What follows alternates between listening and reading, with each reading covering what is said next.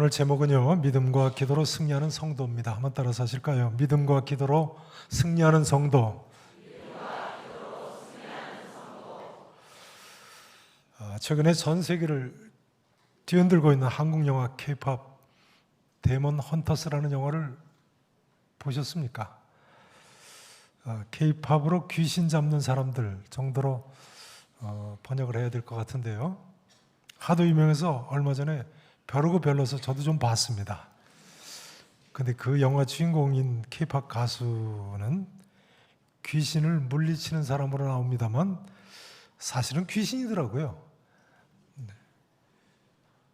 보신 분들은 공감하실 텐데요. 한국 문화를 보여주는 재미는 있을지 몰라도 실제 사실하고는 너무 다르더군요.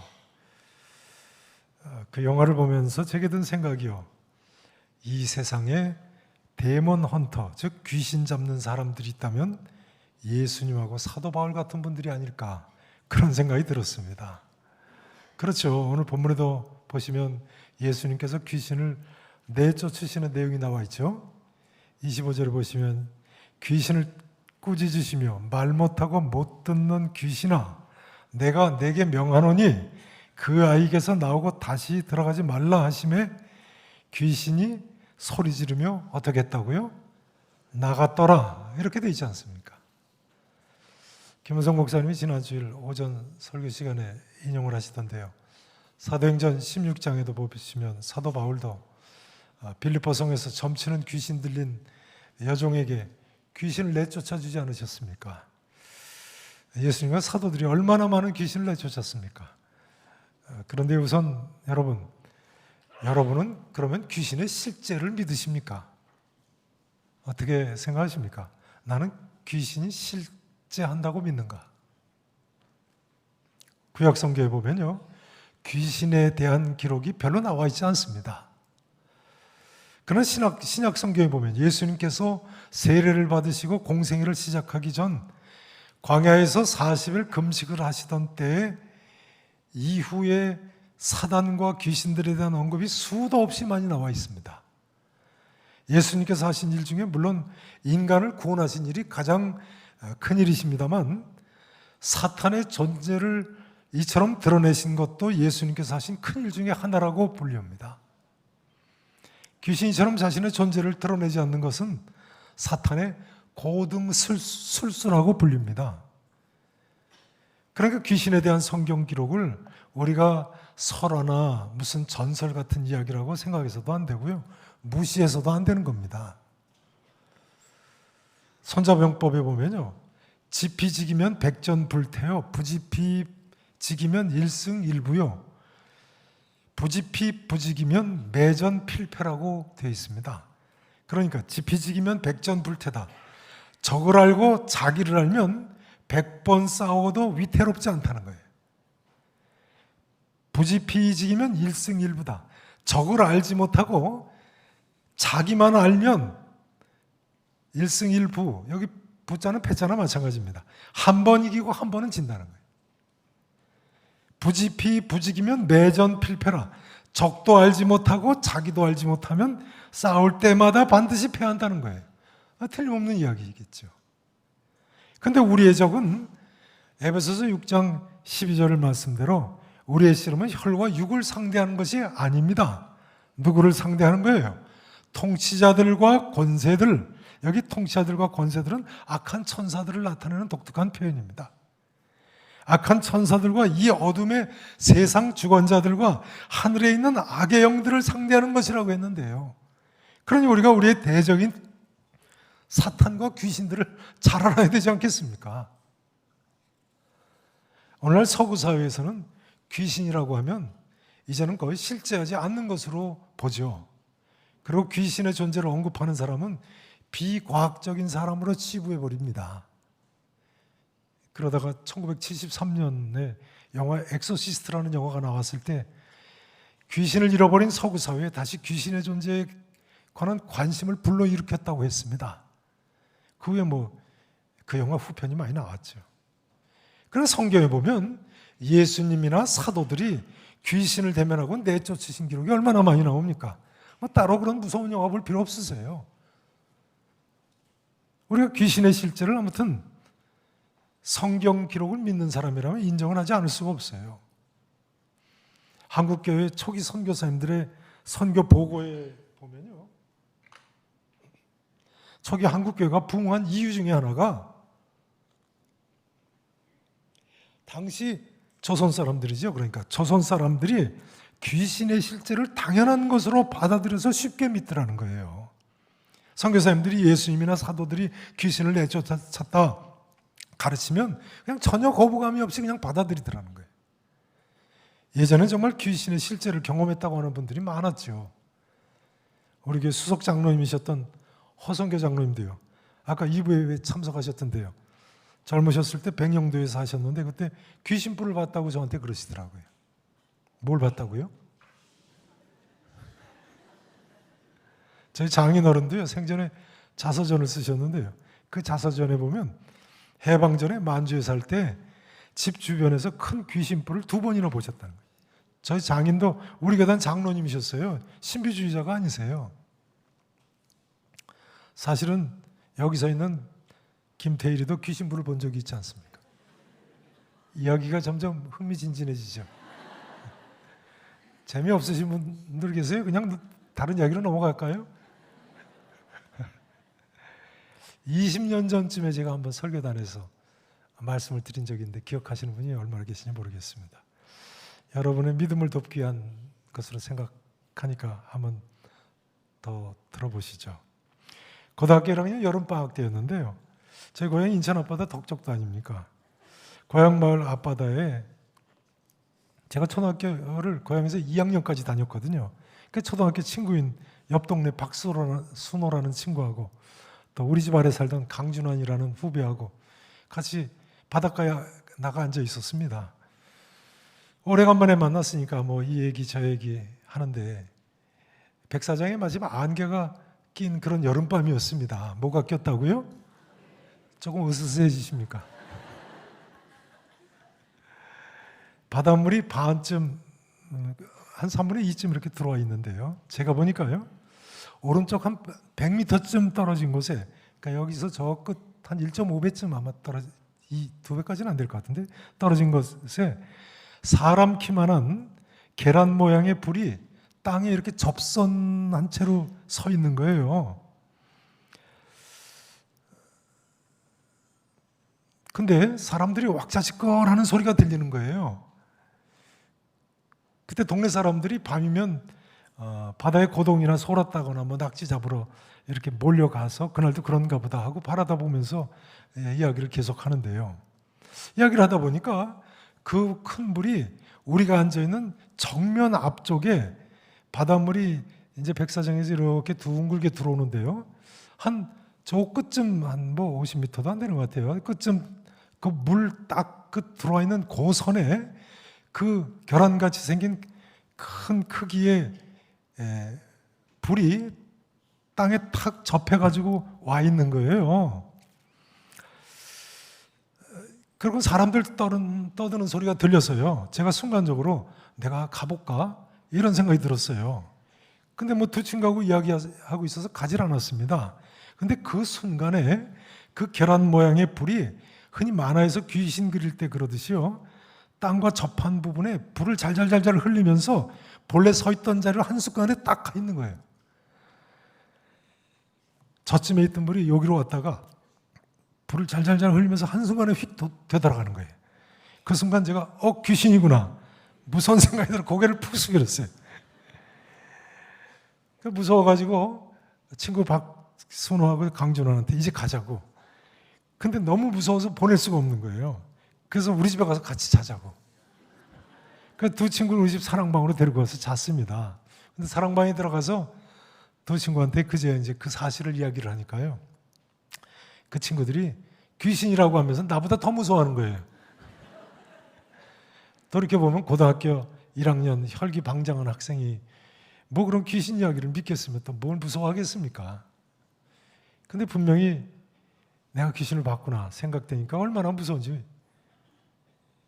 결과적으로 그 친구들은 제가 말씀드리는 이 이야기의 경험담의 증인들이 됐습니다. 아무튼 제게는 평생 잊을 수 없는 사건이 됐지요. 저는 이 경험을 통해서요, 이후에 몇 가지를 생각하게 됐습니다. 우선은 우리가 눈으로 보지 못하는 영적인 세계가 있구나. 우리가 눈으로 보지 못하고 경험할 수 없는 그런 또 다른 세계가 있겠다. 논리적으로 그렇게 되지 않습니까? 뿐만 아니라 미신이나 불교나 다른 종교에서 귀신의 실제나 영적인 존재를 믿는다는 것도 꾸며낸 얘기만은 아니겠다, 그런 생각이 들었어요. 그러다 보니까 사실은 귀신 문화가 이 시대 문화의 특징 중에 하나가 된 것 같습니다. 오늘날 너무나도 많은 사람들이 점치고 사주 보고 타로는 또 뭔가요? 관상 보고 뭐 토종 비결 보고 무당 찾아가고, 우리나라에 무속 종사하는 사람만 100만 명이 넘는다는 통계를 본 적이 있어요. 이 시대의 귀신 문화가 얼마나 뿌리 깊이 내렸는가요? K-팝 데몬 헌터스도 그중 하나인 것 같아요. 그러다 보니까 귀신에 대해서 오히려 호의적이고 친근하게 여기는 그런 분위기까지 만드는 것 같아요. 정신들 차리셔야 합니다. 이제 문제는, 그러면 어느 종교에서 믿는 신이 참 신이시고 지정의를 갖춘 인격적인 신이고 유일신이시냐가 중요한 거 아니겠습니까? 아니면 뭐 최고 신이거나 아니면 그런 신은 아니 존재하지 않거나 하는 것이겠죠. 이건 중요한 문제인데요. 도대체 어느 종교에서 믿는 신이 참 신인가요? 물론 저는 그 이후에 대학 2학년 때야 여호와 하나님이 참 유일하신 하나님이시고 하나님의 아들 예수님이 구세주, 세상을 구원하시는 분이시라는 사실을 믿게 됐지요. 그리고 고등학교 1학년 때 제가 목격한 신은 성경에 언급되어 있는 일개의 귀신에 불과하다는 사실을 그제야 처음 깨닫게 됐습니다. 제가 이처럼 믿게 된 계기는 여러 차례 제가 이 자리에서 간증 설교를 했어요. 다시 꺼낼 필요가 없겠습니다. 처음 듣는 이야기이신 분 혹시 계십니까? 어떻게 하죠? 제가 나중에 혹시라도 간증 설교를 책으로 남겨놓으면 그때 사서 보십시오. 중요한 점은 성경 야고보서 4장 7절 말씀입니다. 자, 4장 7절 말씀 전면에 같이 읽어보시죠. 시작.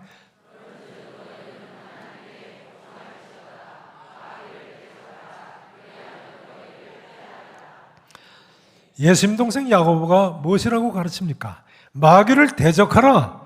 따라서 하시죠. 마귀를 대적하라. 그리하면 너희를 피하리라.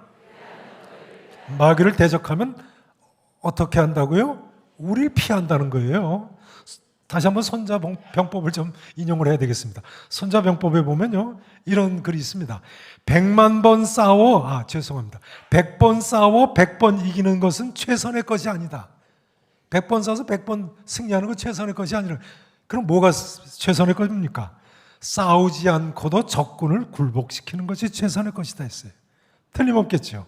그러니까요, 우리가 마귀를 대적하면 마귀가 피한다고 했으니까요. 뭐가 최상책이에요?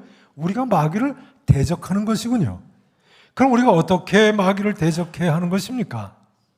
어떻게 해요? 우리가 마귀를 대적해서 마귀가 우리를 피하고 우리가 마귀에게서 승리할 수 있는 것입니까? 이것이 중요하겠는데요. 오늘 본문의 예수님 말씀에 의하면요, 그것은 두 가지입니다. 첫 번째는 믿음입니다. 23절 말씀을 읽어보시죠. 자, 본문 23절 말씀 같이 함께 읽으십니다. 시작.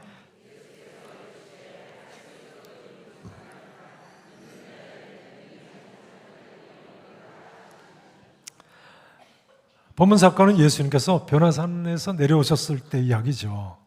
산에서 내려오시는데 보니까 제자들이 말 못하게 하는 귀신 들린 아이를 놓고는 서기관들하고 변론을 벌이고 있습니다. 이를테면 제자들이 지금 코너에 몰렸습니다. 귀신 들린 아이는 거꾸로 져서 거품 흘리고 이를 갈고 파리해지는데요. 자기들 능력으로는 어쩔 수가 없고 대적하는 사람들은 조롱해 대고 예수님은 곁에 계시지 않고 어쩔 줄 몰라 하는 제자들 모습이 눈에 보이는 것 같습니다. 그러나 예수님께서 뭐라고 하십니까? 그 아이를 내게로 데려오라. 예수님이 하나님의 아들이시라는 이야기입니다. 이 세상 누가 감히 이런 귀신 들린 사람을 내게로 데려오라고 할 수 있겠습니까? 그러나 우리 예수님께만은요, 불가능이 없을 줄 믿으시기를 바랍니다. 아멘 하셔야 돼요. 왜냐하면 예수님께서 이런 경우조차도 우리에게 믿을 것을 요구하셨기 때문이에요. 이때 예수님께서 믿음 없는 세대여, 내가 얼마나 너희와 함께 있으며 얼마나 너희에게 참으리요, 그를 내게 데려오라고 하시지 않았습니까? 또 23절에 보시면 할 수 있거든이 무슨 말이냐? 믿는 자에게는 능히 하지 못할 일이 없느니라 하셨죠. 믿으십니까? 믿으셔야 돼요. 본문과 같은 기록이 실린 마태복음 17장 20절에 보면요, 이때 예수님께서 이렇게도 말씀하셨습니다. 만일 너에게 믿음이 겨자씨 한 알만큼만 있어도 이 산을 명하여 여기에서 저기로 옮겨지라 할 것이요, 하면 옮겨질 것이요, 또 너희가 못할 것이 없으리라. 그러니까 우리가 믿음만 있으면 사실은 불가능이 없는 거예요. 그것이 인간으로서는 대적할 수 없는 영물을 대적하는 일과 같다고 할지라도 귀신들이 우리를 능히 피하게 할 수 있다는 거예요. 그러므로 성경에 보면요, 잘 들어보세요. 귀신을 한 번도요, 무서운 귀신이라고 표현한 귀절이 없습니다. 성경에 보면 귀신은 더러운 귀신이라고만 표현하고 있어요. 오늘 보면 25절에도 보시면 더러운 귀신이라고 하지 않습니까? 귀신은 그야말로 더러운 존재일 뿐이에요. 어린아이를 경련을 일으키게 하고 불이나 물 있는 곳에 벼랑간 거꾸로져 구르게 하고 못 살게 하는 거죠. 그야말로 더러운 귀신이에요. 여러분, 아무리 더러운 마귀건 무서운 마귀건 성도가 믿음으로 대적하면 피할 줄로 믿으시기 바랍니다. 그러므로 예수님 수제자 베드로는요, 베드로전서 5장 8절에서 이렇게 이야기합니다. 근신하라 깨어라, 너희 대적 마귀가 우는 사자같이 두루 다니며 삼킬 자를 찾느니라. 그 다음 뭐라고 했습니까? 자, 그 다음 구절 5장 9절 전반부와 같이 읽으십니다. 시작. 너희는 믿음을 굳건하게 하여 그를 대적하라 되셨습니다. 너희는 뭘 굳건하게 해서요? 흔들리지 않는 믿음으로 마귀를 어떻게 하라고요? 대적하라고요. 그러니까 우리에게는 어떤 경우에도 흔들리지 않는 믿음, 반석 같은 믿음이 필요한 것입니다, 여러분. 전에 한 성도님이 그러시는데요, 그분이 아는 어떤 분은 믿지 않으시는 분인데요, 믿으시라고 그러면 당신 어느 산을 옮겼느냐고 물어본다는 거예요. 당신 어느 산을 옮겼냐고. 이럴 때 뭐라고 전도하시겠습니까? 전도를 포기합니까?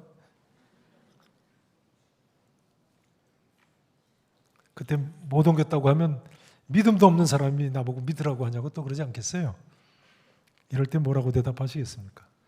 저 같으면 이렇게 대답하겠습니다. 물론 실제로 이렇게 대답하면 안 되겠습니다만, 내가 오늘 새벽에 기도해서 계양산을 조금 옮겼는데 모르시냐고. 우문에는 현답을 해야죠. 아, 예수님이 뭐 계양산 벼랑간 옮겼다간 사람들 다 죽을 거 모르고 이 말씀하셨겠어요?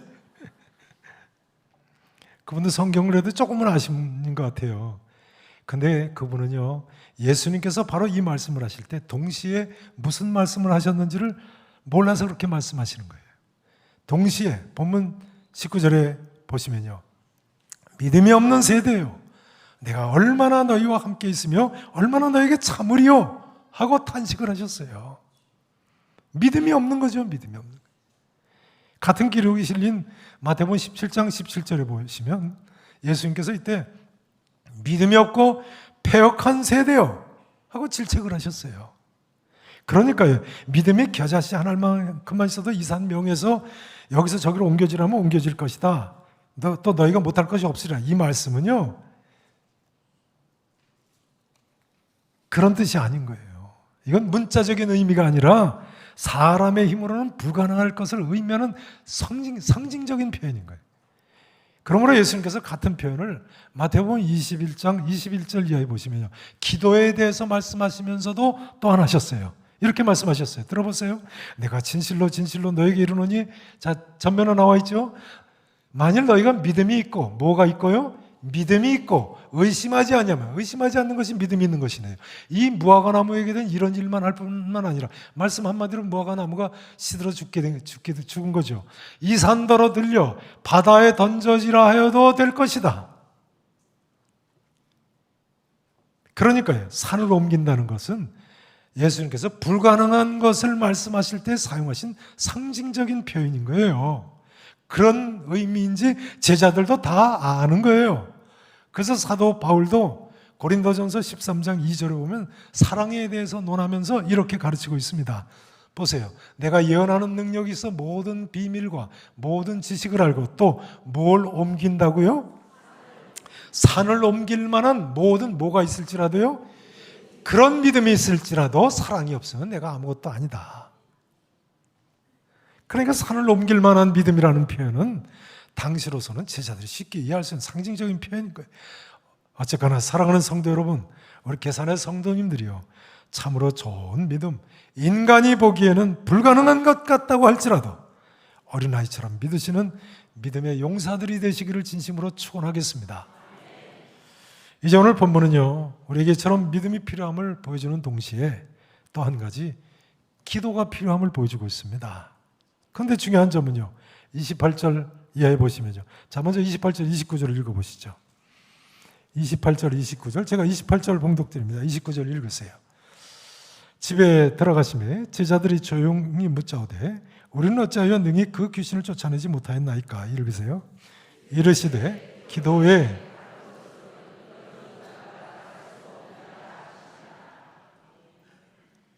제자들이 조용히 묻자오되 무슨 이야기겠습니까? 집에 들어가셨을 때 조용히 여쭤봤을 때 이 말씀을 하셨다는 거예요. 무슨 이야기입니까? 제자들에게는 믿음 외에 한 가지 더 강조할 것인데 그것이 기도라는 의미입니다. 기도. 제자들에게 기도에 대해서 말씀하세요. 제자들에게만 말이죠. 마태복음 17장 19절 이하를 한번 보시죠. 전면에 스크린 보시죠. 17절 이하를 보시면 제가 봉독 드리겠습니다. 이때 제자들이 조용히 예수께 나와 이르되 우리는 어찌하여 쫓아내지 못하였나이까? 그 다음에 이르시되 너희 뭐가 작은 까닭이라고요? 믿음이 작은 까닭이라고. 오늘 같은 사건이에요. 진실로 너에게 노니 만일 너에게 믿음이 겨자씨 한 알만큼만 있어도 이 산을 명하여 여기서 저기로 옮겨지라 하면 옮겨질 것이요 또 너희가 못할 것이 없으리라. 자, 그 말씀이죠. 그 다음요. 그 다음 없다고 남아있어요. 그런데요, 성경을 보시면 공란으로 없음 이렇게 나옵니다만 난회 각주에 보시면 어떤 사본에 이렇게 나와 있어요. 사본에 따라서는 이런 기절이 있다는 거예요. 기도와 금식이 아니면 이런주가 나가지 아니하느니라. 오늘 본문과 같은 사건인데 금식이 하나 추가가 됐네요. 그러고 보니까요, 예수님께서 산을 옮길 수 있다고 하면서 믿음을 강조한 말씀, 제자들이 조용히 예수님께 나왔을 때 하신 말씀이에요. 그런데 지금 읽으신 마태복음 17장에 보면 제자들한테는 믿음도 한 번 더 강조하시면서 기도도 동시에 강조한 걸 알 수 있는 거죠. 마찬가지입니다. 오늘 예수 믿는 우리들에게 우리 주님이 뭘 강조하시고 싶으시겠어요? 믿음과 기도를 강조하시고 싶으실 거예요. 이건 중요한 내용입니다. 여러분, 우리가 믿음을 강조하는 거 좋죠. 그러나 믿는 성도이십니까? 그러시다면 기도 외에 다른 것으로는 이런 종류가 나갈 수 없느니라 하신 말씀도 또한 들으시기 바랍니다. 기도하셔야죠. 믿으십니까? 그러시다면 아무것도 염려하지 마시고 다만 모든 일에 기도와 간구로 구할 것을 감사함으로 하나님께 아뢰시기를 바랍니다. 오늘 본문에 보면요, 예수님께서는 세상 사람들에게는 기도하라고 말씀하지 않으셨어요. 믿는 우리들에게 강조하신 거예요. 믿느냐? 그렇다면 믿는 사람답게 기도해라. 요즘 김원성 목사님께서 다시 기도라는 주제로 말씀을 증거하시는데요, 우리가 정말 다시 힘내서 기도해야 되겠습니다. 믿음과 기도는 수레의 두 바퀴와 같은 것입니다. 믿음만 가지고는 안 되는 것이고요, 기도만 가지고도 안 되는 거예요. 믿음으로 기도하고 기도하면서 하나님께 응답해 주실 줄로 꼭 믿으셔야 돼요. 여러분 기도 응답을 믿으시기 바랍니다. 제가 지난달 계산교회 70년서 발간 기념예배로 오후 예배 때 와서 설교를 했죠. 그때 우리 교회가 돕던 북한의 박영철 씨 소식을 제가 20여 년 만에 듣게 됐다고 말씀드리지 않았습니까? 기억나시죠? 네. 못 들으셨습니까? 네. 못 들으신 분들은 어떻게 되나요? 유튜브에 찾아보면 8월 첫째 주 오후 예배 설교가 나올 겁니다. 그 한 달여 전에 서울 강서구에 있는 한 탈북동포 목사님 교회에 갔는데 놀랍게도 북한에 지금 있는 박영철 씨 소식, 가족 소식을 듣게 된 거예요. 박영철 씨 아시죠? 못 들으신 분들 위해서 간략히 말씀드리자면요. 저희가 2000년부터 교회학교 고등학교 1학년 학생들, 고등부 1학년 학생들 전원 만주 백두산 비전여행을 보내지 않았습니까? 거기 가면 그래도 역사를 헤아릴 수 있고 또 우리 민족을 생각할 수 있겠다 싶어서 보내기 시작해서 해마다 보냈는데요. 첫 해는 제가 동행을 했었거든요. 근데 그때 당시는 이제 북한의 대기근이 들어서 고난의 행군 기간이었습니다. 그래서 영길시장에 가니까 북한 남자 한 사람이 있어서 만났습니다. 박영철이라고 하는 사람인데요. 70년사 책에도 냈습니다만 그 후에 우리 교회에서 그분한테 돈을 보내서 돕기 시작한 것을 다 아실 겁니다. 교회에 여러 차례 보고를 했으니까요. 몇 년 후에는 그분이 북한에 있는 아내하고 또 청년인 아들 하나 딸 하나를 데리고 나와가지고 저희가 비밀 아파트를 마련해 줘서 저희가 파송한 이선 교사님하고 또 박정희 장로님하고 같이 찾아가 보기까지 했습니다. 근데 그 가족이 그 후에 북한에 잡혀갔어요. 그러나 북한 안에서도 도망강변에서는 중국 전화만 가지면 남한하고 통화가 되죠. 그래서 제가 여러 차례 통화를 하면서 우리 교회에서 돈도 북한으로 여러 차례 보내곤 했습니다. 근데 우리나라 전화번호가 변화가 011에서 010으로 바뀌어가지고 제 번호가 바뀌어서 그 사람한테 알려줄 수가 없어서 연락이 끊겨버렸어요.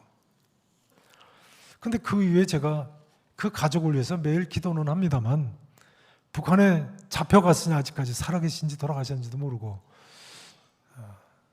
점점 기도에 힘을 잃는 거예요. 그분 이름이 박영철이 본명인지 아닌지도 모르고 또 제 이름도 또 안 알려줬기 때문에 제 생각이 통일이 된다고 해도 그 박영철 씨 가족은 소식을 알 수가 없겠더라고요.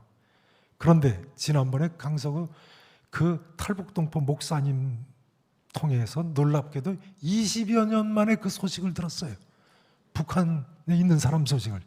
역시 별로 잘 안 놀라시네요.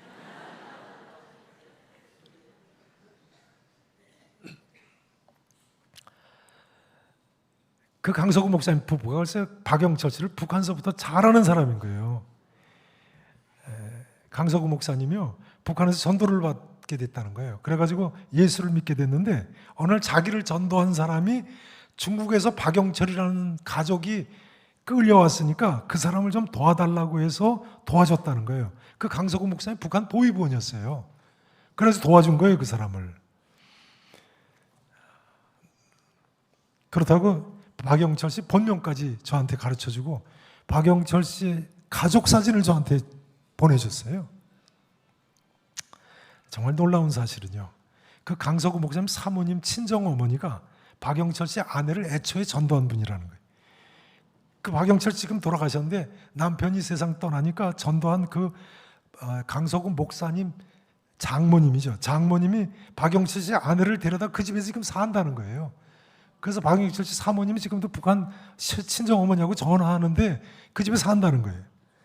여러분 욥기 5장 9절의 말씀대로 우리 하나님께서는요 헤아릴 수 없는 큰 일을 행하시며 기이한 일을 셀 수 없이 행하시는 분이신 줄로 믿으시기를 축원합니다.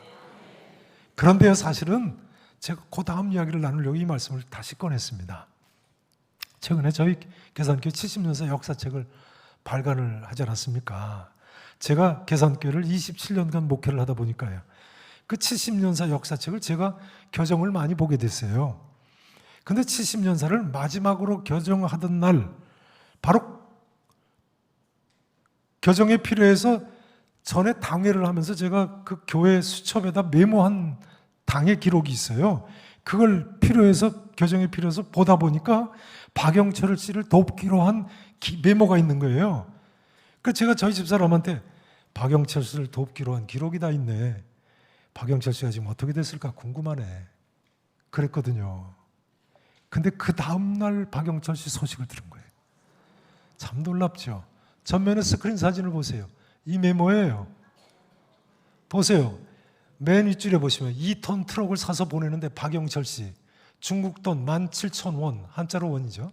현재 만 원은, 중국 돈 만 원은 60원, 한국 돈 만 원은 중국 돈 60원. 그러니까 283만 원은 17,000원 중국 돈으로. 그 아래 화살표하고는 500만 원 지원키로. 당에서 그렇게 결정한 거예요.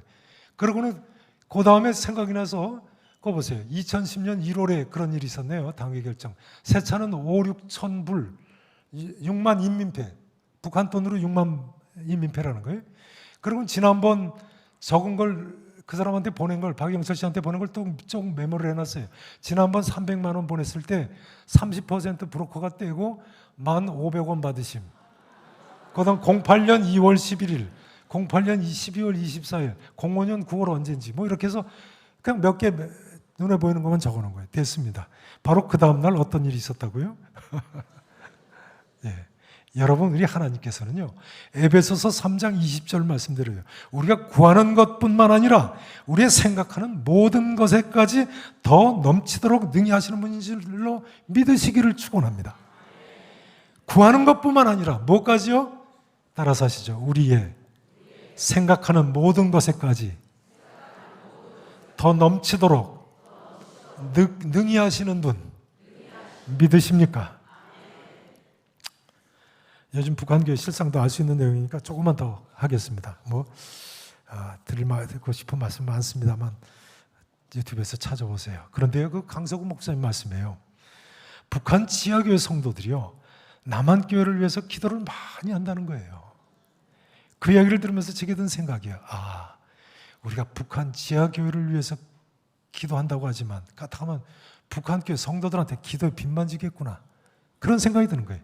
여러분, 중보기도를 믿음으로 많이 하시기 바랍니다. 전도했다고 그러는데요, 강서구 목사님 말씀이요, 자기 이제 장인이 되고 장모님이 됐으니까 그 내막을 알잖아요. 비밀교회.